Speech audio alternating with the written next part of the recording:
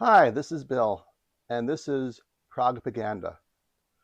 Over our last dozen or so episodes, we've been running down our list of 25 proto-prog albums, the 25 albums that we've identified from the late 1960s that had a huge impact on the genre of music that came to be known as progressive rock.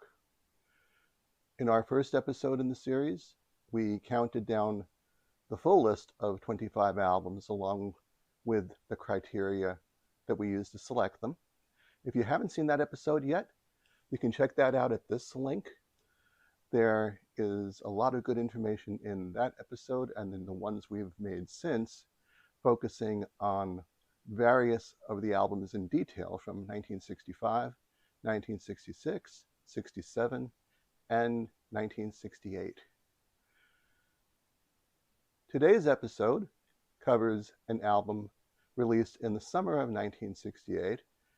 It became available in June of 1968 in the United States and in August of 1968 in the United Kingdom. The album is Cream's great double album, Wheels of Fire, produced by Felix Pappalardi. I won't go into significant detail about the history of Cream or the issues or conflicts that erupted in the band after the band began working together for a while. The issues in those areas between Eric Clapton, Jack Bruce, and Ginger Baker are very well documented elsewhere.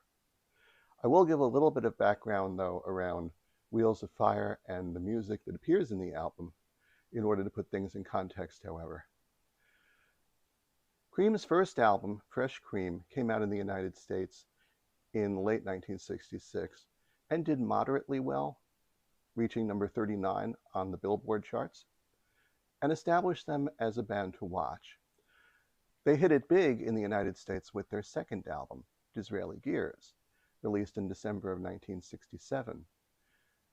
The album was top 10 in Billboard almost immediately, but curiously, in the United States, the band's record company, Atlantic Atco, opted not to immediately release a single from the album. The big hit single from the album was, of course, Sunshine of Your Love, but that was not issued until the mid-spring of 1968, a good 4 months or so after the album came out. As a result, Cream spent a lot of the year 1968, the year that produced Wheels of Fire, on the road. The manner in which touring was pursued back in 1967 and 1968 was that it was largely underwritten by record companies. Back in those days, bands would make most of their revenue from record sales. Touring was considered a necessary evil to basically advertise the album, and bands often did not make very much money, if any, from touring. The idea was that the tour was the commercial, if you will, for the album or for the singles that were being promoted, and that the bands would make their money from those sales. With a big hit album in late 1967, Disraeli Gears, and ultimately a big hit in the middle of 1968, Wheels of Fire, Cream were constantly on the road in 1968. They did about 60 shows in the United States alone, which for a rock band in 1968, that was a fairly heavy schedule. As a result, Wheels of Fire was made over a fairly large arc of time. The earliest songs from the album were recorded in June of 1967. Finishing touches on the album were completed in June of 1968, just before the album came out.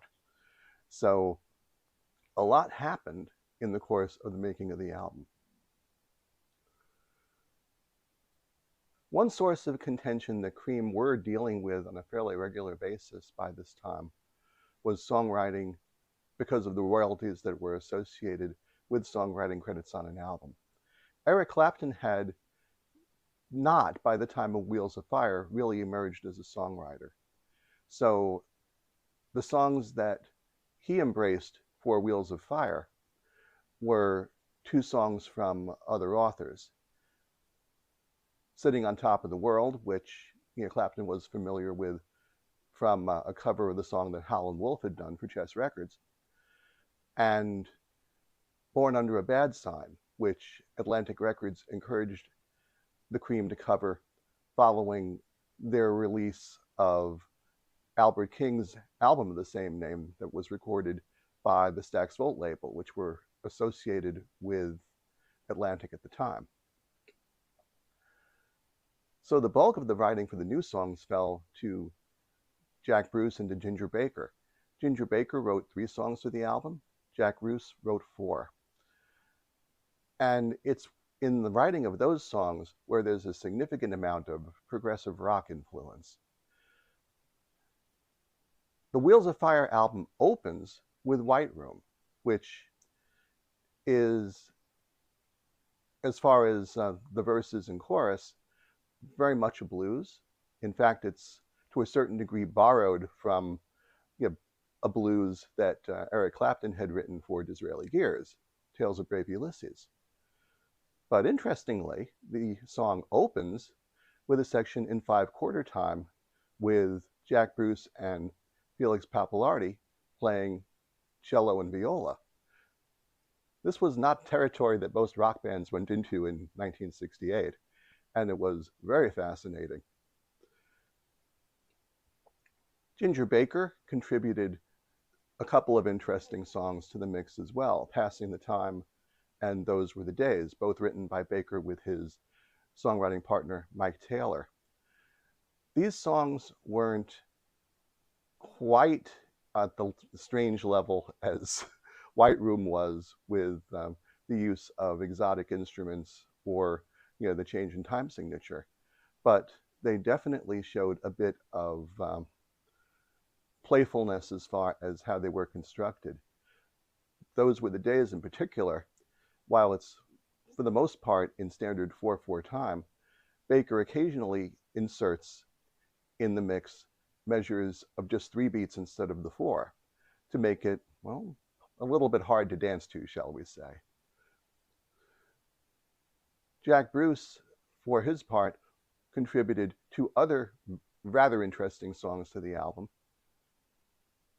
As You Said closes side 1 of the album. That one also makes use of a string section and is very stripped down, basically with just Bruce playing acoustic guitar, the strings overdubbed on that, and Ginger Baker contributing with his hi-hat cymbal. Clapton doesn't even appear on this track. As You Said alternates between verses in 4/4 time and transitional sections in 6/8. And then there's Deserted Cities of the Heart, which has shifting time signatures in multiple places and also uses the trick that Baker used in Those Were the Days.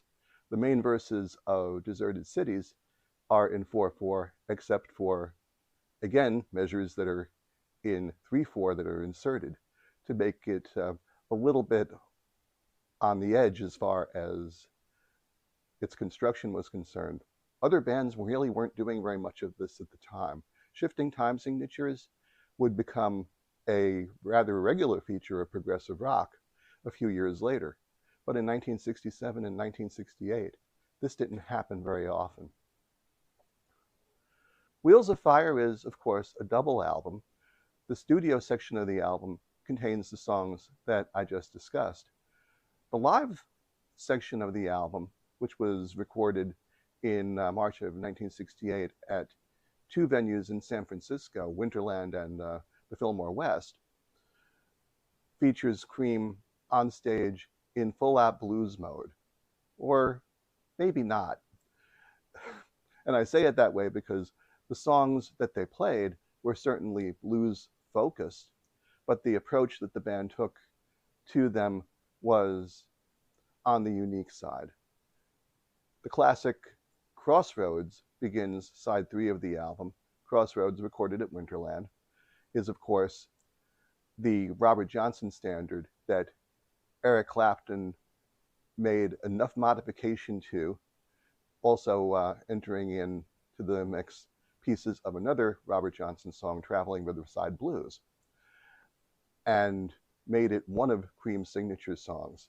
It is really an amazing piece of work, one that has been since covered by many artists, and in most cases with those artists referencing the Eric Clapton and Cream arrangement of the song as their jumping off point. The song that probably makes the biggest impact, though, is Cream's rendition of Willie Dixon's classic Spoonful. Spoonful is a blues, but Clapton took the song into all sorts of different directions over the course of its nearly 17 minutes in length on Wheels of Fire. Jack Bruce made the comment very famously once that Cream was at its core a jazz band, except that Jack and Ginger just didn't tell Eric. And maybe there's a little bit of truth to that. Eric Clapton's original vision for Cream was that they would be a three-piece blues band similar to the blues bands that Buddy Guy ran in Chicago. Jack Bruce's view was more that, yes, they were a three-piece band, but it was more akin to Ornette Coleman's jazz bands, possibly with Jimmy Garrison and Elvin Jones standing behind him, which was in fact the lineup of Coleman's bands in the middle and late 1960s after John Coltrane's death. I've never heard commentary from Clapton about the jazz elements. I'm sure he probably would refute them, because jazz was not his focus in any way in 1967 and 68. But certainly what Clapton was doing on stage with extended solos and taking his guitar effects into new and different places in a manner similar to what another great guitar player, Jimi Hendrix, was doing at the time, made Cream on stage a very, very special band. Almost perhaps too much so in some ways. Near the end of Cream's career, their shows were fairly lengthy, but would often contain only 5 or 6 songs, with the average song length going between 7 and 10 minutes, with one extended solo after the next. Ultimately, Clapton himself would say that that was a bit too much, that sometimes the songs and the solos would almost become repetitive, and once he said, when you start repeating yourself on stage, then you're really screwed, because you have nothing left to do for an encore. The stress of recording Wheels of Fire, coupled with the heavy touring that Cream did in 1967, in the latter part of that year, as well as in 68 to support Disraeli Gears and then subsequently Wheels of Fire, ultimately took its toll on the band. By the spring of 1968, even before the release of Wheels of Fire, the members of Cream were informally talking about the possibility of breaking up. They were recognizing that they were burned out and were often at each other's throats, sometimes for the pettiest of things. And ultimately, shortly after Wheels of Fire was released, it was announced that Cream would break up. Their last tour of the United States was in the fall of 1968, in October and November, with their final concert at the Royal Albert Hall in November of 68.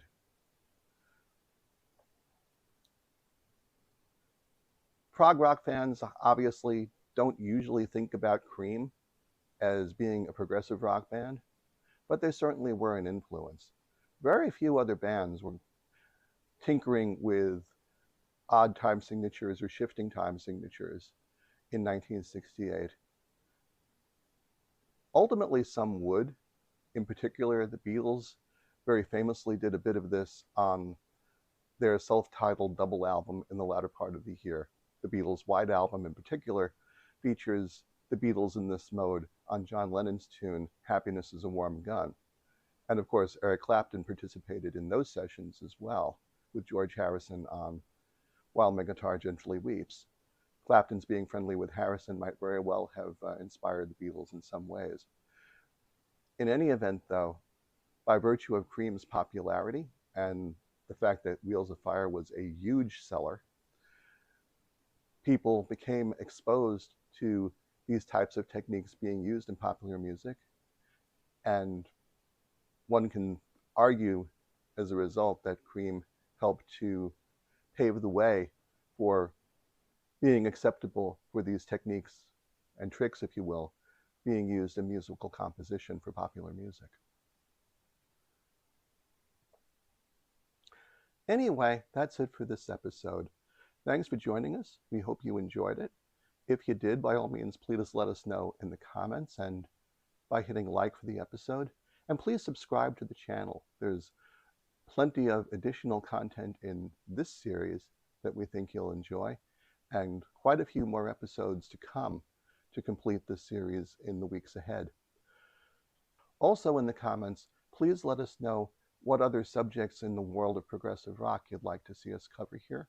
We take those comments seriously and are compiling a list of future topics that we'll definitely add your thoughts and comments to in order to make this channel something that you'll enjoy and want to continue coming back to. Our next episode in this series addresses the impact of one of the cornerstone albums of psychedelic rock. From July of 1968, we'll be discussing the Moody Blues album, In Search of the Lost Chord. Thanks again for joining us. You take care.